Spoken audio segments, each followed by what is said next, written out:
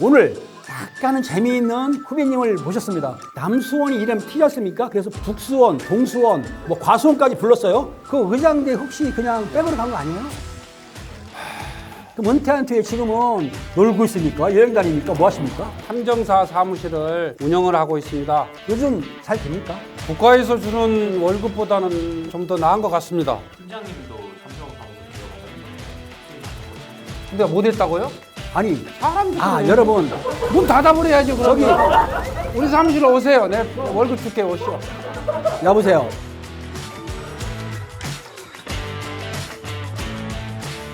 안녕하세요. 라떼 형사의 김은배입니다. 제가 계속해서 신정서라든가 양천서에 근무하던 시절에 만났던 형사들만 모시고 오니까 어느 희망의 분이 연락이 왔습니다. 팀장님은 국제범죄에 써있다면서 왜 거기만 일하셨어요? 자꾸 다시 합시다. 잘못했어. 착각했어. 팀장님은 거기서만 일하셨어요? 그러더라고요. 소개는 자기가 서울청 국제범죄수사 팀장이라고 하면서 정작 국제범죄수사에서 일하던 팀원들이라든지 파트너들은 안 부르고, 그래서 제가 오늘 서울경찰청 국제범죄수사팀, 옛날에는 외사 3개라고 불렀어요. 이름이 좀 바뀌었는데 그때 저랑 같이 근무했던 멋지고 능력 있고 약간은 재미있는 후배님을 모셨습니다. 어서 오세요. 네, 선배님 반갑습니다.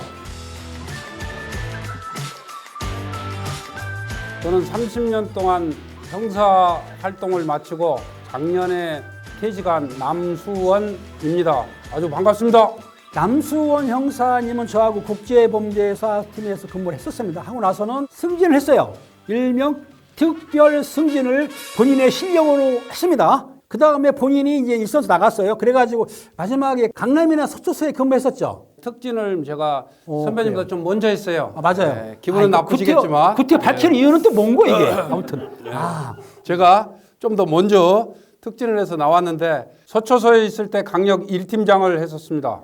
강력 사건 많이 하셨는데 예. 지금 은퇴를 했지 않습니까? 예. 그럼 은퇴한 뒤에 지금은 뭐 하고 계세요? 놀고 있습니까? 여행 다닙니까? 뭐 하십니까?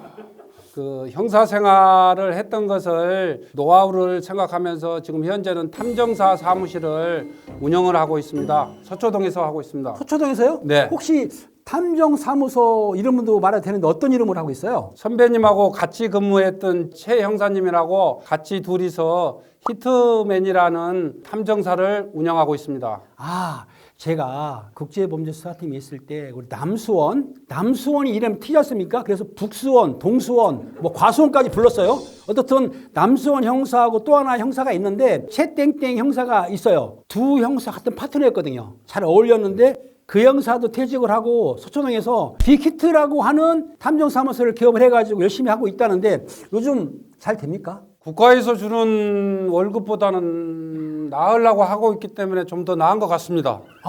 국가에서 주는 그 봉급보다는 낫다고 한다면 연봉이 괜찮은 겁니다. 혹시 앞으로 남고 뒤로 미치는 건 아니죠? 그런 건 아닙니다. 저는 생긴 그대로 거짓말을 못하는 게 흠입니다. 약점 중에 하나가 있는 그대로 얘기하다 보니까 손해를 많이 보는 경우가 있었는데 지금 말한 대로 조금 더 나을 것 같습니다.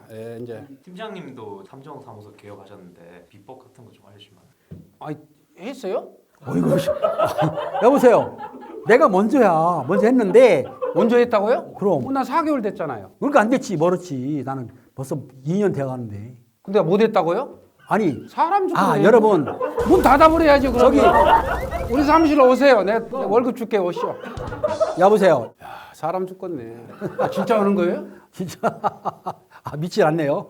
내가 근무를 하다 보니까 우리 남수원 형사님은 귀가 2개야. 한쪽 귀는 수사통으로 해가지고 첩보를 많이 접수를 합니다.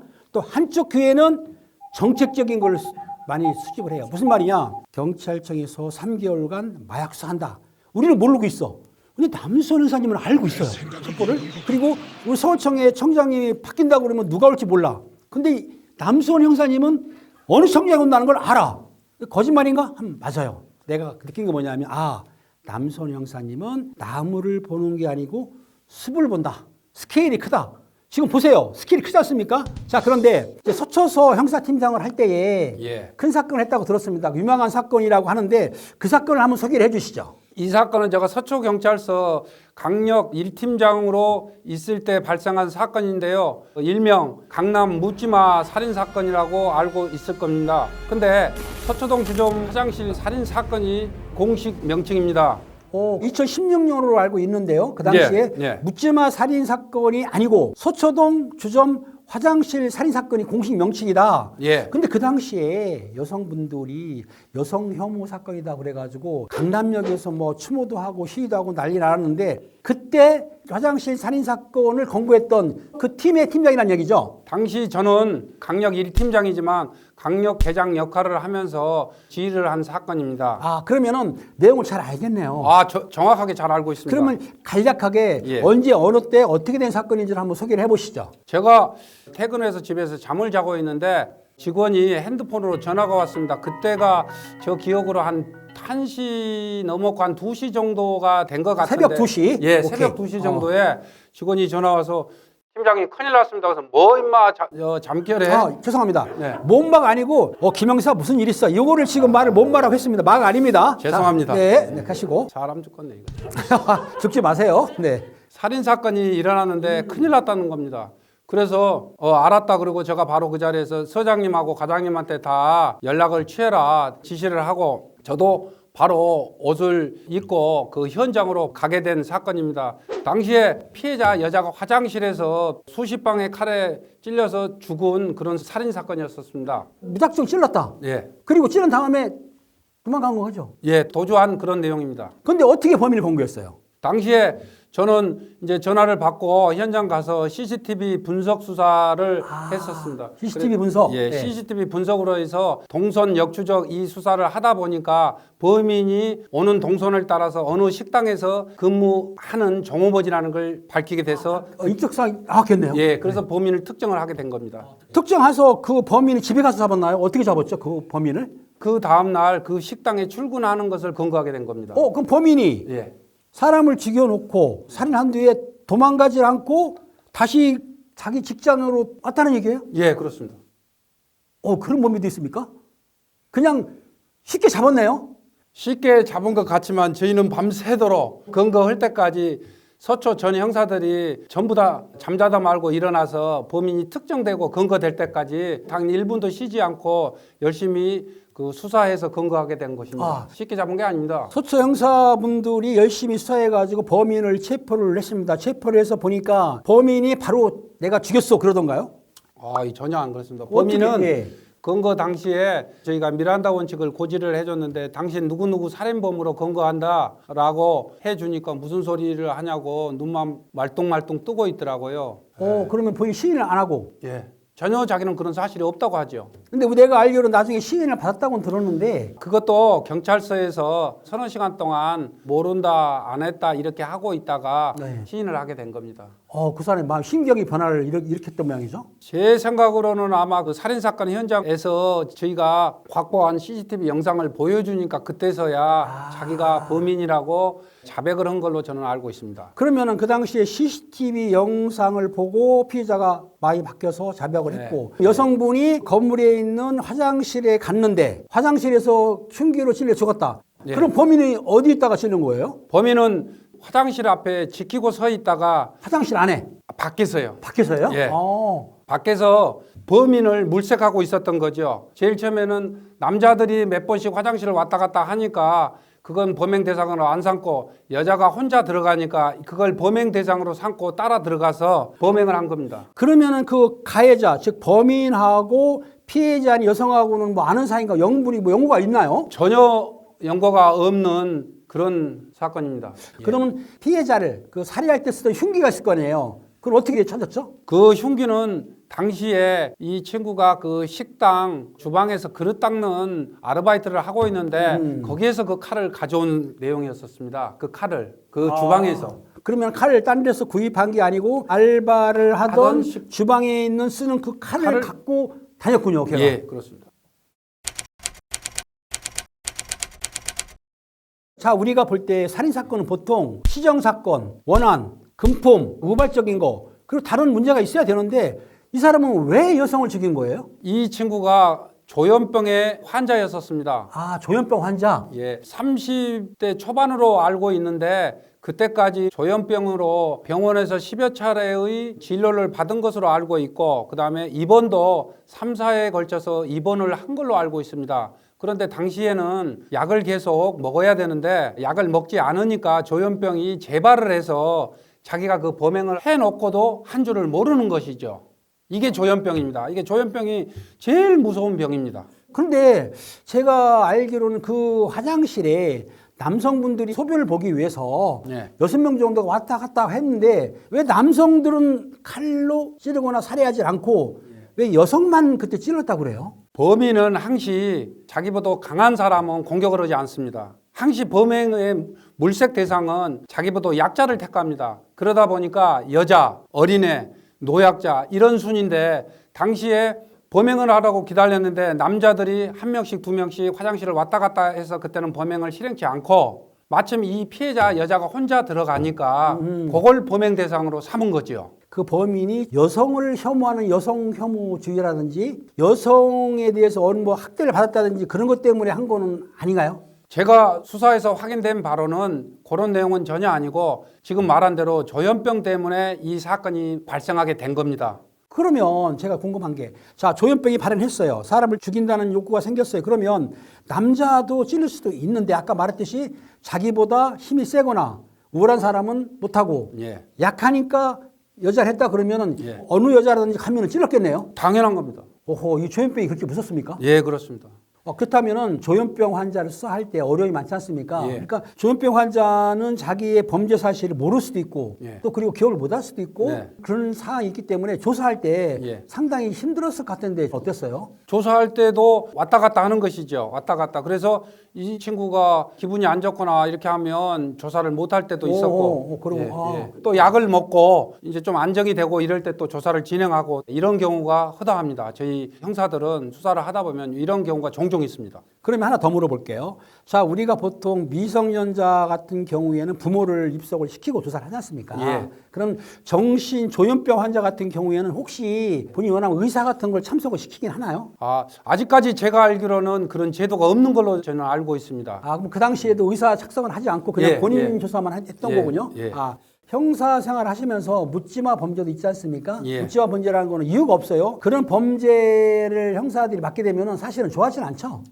예, 그렇습니다. 원인이 없다 보니까 아까 말한 대로 모든 사건은 원인이 있습니다. 실례로 살인 사건이라 그러면 원한이라든가 뭐 강도라든가 치정이라든가 뭐 어떤 이유가 있습니다. 그러나 묻지마 이 사건은 이유 동기가 없기 때문에 수사하는데도 굉장히 어렵습니다. 그래서 형사들이 이 묻지마 사건을 수사하는 데는 그만큼의 집념과 노력이 더 필요한 사건이기 때문에 형사들이 묻지마 사건을 좋아할 이유가 없죠. 이 조현병 환자 예. 그 검찰에 송치를 했죠. 네. 그 몇 년형이나 받았어요? 형을 많이 한 30년 정도 한 걸로 알고 있고 공주 치료 감호소에서 치료가 목적이기 때문에 형량은 그렇게 많지 않을 거로 했는데 살인 사건이었기 때문에 당시 재판부에서 아마 30년이라는 중형을 한 걸로 저는 이렇게 생각하고 알고 있습니다. 제가 알기로는 항소심에서도 징역 30년하고 전자발찌 부착 20년으로 됐는데 검찰에서는 그 당시에 무기징역 구형했다고 했는데 맞습니까? 예, 그건 제가 그렇게 알고 있습니다. 근데 검찰에서는 무기했는데 판사분들이 조금 낮춰준 거구나 그거를. 예, 그렇다고 봐야죠. 그래요? 예. 자, 그런데 조사를 하실 때 보면은 이런 의문이 들어요. 혹시 이 남성이 자기가 처벌을 적게 받으려고 예. 심실미약이나 심실상실을 주장하려고 내가 조현병 환자다. 조현병 환자처럼 혹시 행동하거나 그렇게 액션을 취한 건 아닌가요? 저희가 수사한 바로는 30여 년 동안 수십 차례에 걸쳐서 병원 치료를 하고 부모도 확인했는데 부모도 결론적으로 어려운 가정 형편 때문에 더 이상 치료를 못 해주고 있는 그런 형편이었습니다. 그래서 당시 수사를 했던 형사로서 안타깝고 피해자한테도 미안하고 이런 사건이었지만 당시에 언론에서 묻지마 살인 사건이라고 해서 사실 수사팀에서 엄청 많은 곤욕을 치렀었습니다. 근데 묻지마라는 이 내용은 언론에서 발표를 이렇게 했기 때문에 저희 수사한 팀도 곤욕을 당했고 그다음에 국민들도 그래서 또 이렇게 알고 있습니다. 그런데 사실적인 발표를 해줬으면 하는 마음이 이 사건으로서도 또 한 번 느꼈었습니다. 지금 얘기한 대로 이 피의자는 조현병 때문에 이 사건을 했는데 다 묻지마 아니면 여성 혐오 사건이라고 하니까 나라가 또 여성분들이 굉장히 힘들고 국민들이 안타까워했던 이런 사건이었습니다. 그러나 실질적으로는 한 사람의 조현병으로 인한 사건이 맞습니다. 그래서 당시 느끼는 것은 국가에서 조현병 환자에 대한 치료를 해줘야 되지 않느냐는 개인적인 생각을 했었습니다. 왜? 이런 사건이 재발되면 안 되지 않습니까? 이 조현병을 걸린 피의자도 어떻게 보면 피해자지만 이 사건으로 해서 죽은 피해자 및 피해자 가족들은 얼마 많은 슬픔과 피해를 입었습니까? 그러면 이런 사건이 재발되지 않기 위해서는 국가에서 조현병의 환자에 대한 만큼만은 치료를 국가에서 해줬으면 하는 이런 바람이 있었습니다. 제가 보기에는 형사계에 근무하고 형사팀장이나 계장하다 보면 본인도 사건을 띠지만은 형사들의 개성과 그 성격을 알아가지고 적재적소에 배치를 해야 되거든요. 이게 힘든 건데 아마 그 자다가 전화 받아가지고 깜짝 놀랐을 텐데 그나마 이게 잡지를 못하고 수사본부가 차리게 되면은 그때부터 집에 못 가는 거예요. 집에 못 가고 이제 계속 근무해야 되는데 다행히 하루도 안 넘겨 잡았기 때문에 참 다행이긴 한데 그 당시에 고생을 많이 했습니다. 그런데 여담인데 지금 보시다시피 우리 남수원 형사님이 지금 뭐 자세가 좀 바르지 않습니까? 근데 제가 물어보니까 옛날에 마린코프 즉 해병대를 나왔다 그럽니다. 해병대 특수부대라고 들었는데 특수부대 맞습니까? 아닙니다. 그럼 어떤 겁니까? 해병 의장대 제대했습니다. 의장대라는 게 뭐냐면은 정복을 입고 뭐 하는 거예요? 쉽게 얘기하면 외국 정상들이 왔을 때 우리나라 정상들하고 가서 예의 표시를 하는 국가의 그 행사하는 부대를 의장대라고 하고 있습니다. 그 당시 의장대가 키가 80 이상인데 제가 키가 81입니다. 그래서 군대 3년을 때 처음으로 저는 키 적다고 그렇게 많이 맞아봤습니다. 아니 80이 적다고 때려요? 그 가자마자 고참이 밥을 먹으러 행렬에서 가고 있는데 뒤에서 뒤착을 해서 앞으로 퍽 쓰러졌는데 키도 제일 적은 난자리 짜리만한 놈이 빨리빨리 안 일어난다고 또 옆차기를 하더라고요. 이야, 엄청 맞았습니다. 잠깐. 아무리 그래도 그렇지 1m 81이면은 큰 키인데 그 의장대 인원들이 뭐 2m가 넘지는 모르겠지만 요거는 지금 개그하신 거죠? 네? 진짜 그랬어요? 사람 죽겠네. 진짜라니까. 제가 진짜? 몽따지 보십시오. 제가 거짓말 하겠습니까? 사람 죽. 그 의장대 혹시 그냥 본인이 백으로 간 거 아니에요? 당시에 의장대는 서로 안 가려고 하는 데거든요. 제가 보기에는 우리 남수원 형사님이 사실은 외사과에서도 열심히 근무를 했습니다. 그랬듯이 아마 서초서에서도 열심히 하셨는데 뜻이 있어가지고 지금 명예퇴직하신 건가요? 예, 작년에 30년 경찰 형사 생활을 하고 3년 남겨놓고 명퇴를 해서 서초동에서 탐정 사무실을 열심히 운영하고 있습니다. 그러면 일반 희망이들이 사건 때문에 연락을 하시면 예. 그 탐정 업무를 맡아주는데 예. 할인도 해줍니까? 희망이들만. 저희는 변호사 사무실하고 틀리 경찰 동료들이 사건을 주고 이런 건 없습니다. 저희는 경찰이 하는 일의 연장선이라고 저는 생각합니다. 이 탐정사라는 외국은 탐정사가 합법화돼 있어서 다 하고 있지만 저희는 아직 그런 게 없지만 탐정사라는 것은 역할이 증거를 찾아주는 데 있기 때문에 찾아주는 역할을 하고 있는 게 탐정사라고 이렇게 설명해 드리고 싶습니다. 그러니까 설명하는 게 보니까 나무를 안 보고 숲만 본다니까 지금. 그게 아니고 희망이 분들이 히트맨한테 연락을 했어요. 예. 수임료를 깎아주겠냐고요. 아, 희망이들이 여기 구독자분들이. 여기 계신 분들이? 그렇죠. 구독자분들이. 그럼 원가에 해야지, 원가. 애매합니다. 원가. 애매합니다. 자, 오늘 아무튼 우리 남수원 형사님이 했던 그 묻지마 사건이 아니고 알다 보니까 조현병 환자가 여성분을 살해했던 거네요. 예. 그 사회에서는 좀 잘못 알려진 부분도 있고 한데 오늘 그 사건을 소개하고 이 자리에 나와 보니까 예. 감상이 어떠세요? 처음이지만 아주 좋습니다. 그리고 뭐 이게 어떻게 뭐 전파가 될지는 모르지만 당시에 아까 얘기한 묻지마 살인 사건이 아니고 조현병에 의한 사건이었다고 하고 싶었지만 할 수 있는 여건이 안 돼서 못했는데 지금이라도 할 수 있어서 굉장히 오늘 기쁩니다. 저는. 그렇네. 그 당시에 아마 그 언론 발표할 때 거의 대부분이 묻지마 살인 사건이라든지 아니면 여성 혐오 아니냐라고 이렇게 몰고 갔었는데 그 당시에 담당 팀장으로 계장 대리를 하면서 그 말을 하고 싶었지만 사실은 그게 하지를 못하거든요. 그런 쪽으로는 어느 정도 위에서 지침이 내려오기 때문에 그냥 입 닫고 있었는데 속이 폭창이 터진 거예요. 아유, 말했어야 되는데. 오늘 말하니까 시원합니까? 아유, 시원하다 뿐입니까, 진짜. 네. 아유, 다행입니다. 아무튼 너무 좋습니다. 좋답니다. 네. 자, 오늘 처음으로 나와주셨는데 우리가 이제 인사를 해야 돼요. 예. 인사를 해야 되는데 우리가 박자가 잘 안 맞는 경우가 있어요. 그렇습니다. 오늘을 맞춰봅시다. 오늘은. 자, 그러니까. 자, 오늘도 함께 해주신 여러분 고맙습니다. 오늘도 안 맞네요.